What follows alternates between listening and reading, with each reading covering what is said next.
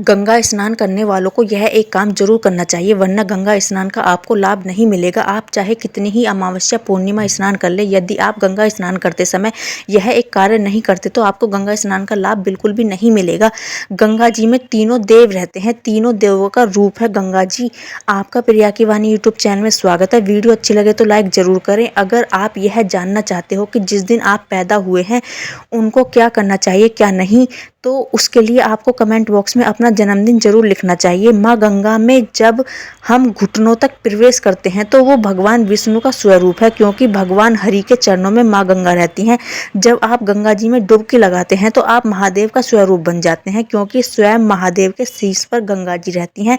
और जब आप गंगा में डुबकी लगाकर अपनी कमंडली में गंगा जल भरकर चलते हैं तो आप ब्रह्मा स्वरूप होते हैं, क्योंकि ब्रह्मा जी के कमंडल में गंगा जी रहती हैं। यदि आप भी गंगा जी को मानते हैं तो कमेंट बॉक्स में जय मां गंगे लिखना मत भूलना। तो जब आप भी गंगा स्नान करने जाते हैं तो आप अकेले गंगा स्नान करने नहीं जाते। वहां भले ही आपका भौतिक शरीर जा रहा हो, लेकिन मां गंगा के जल में स्नान करने की कृपा यूं ही नहीं मिलती। आपके कुलदेवी कुलदेवता, आपके पितर देवताओं की भी कृपा होती है, तब भी आप वहां तक पहुंच पाते हो। तो स्नान के बाद अपने पितरों, कुलदेवता कुलदेवी का ध्यान करें, उन्हें जल अर्पण करें। जब यह आपसे तृप्त होंगे तभी आपके मन की पुकार ब्रह्मा विष्णु महेश तक पहुंचेगी, क्योंकि सबसे पहले सूर्य लोक आता है, फिर पितरलोक आता है, पितरलोक के बाद देवलोक आता है। बिना पितरों की कृपा के आपके घर पर माता रानी या किसी और की कृपा नहीं होगी, क्योंकि जन्म लेते हैं जहाँ पर हम वहाँ के पितरों का, कुलदेवी कुलदेवता का आप पर हक हो जाता है।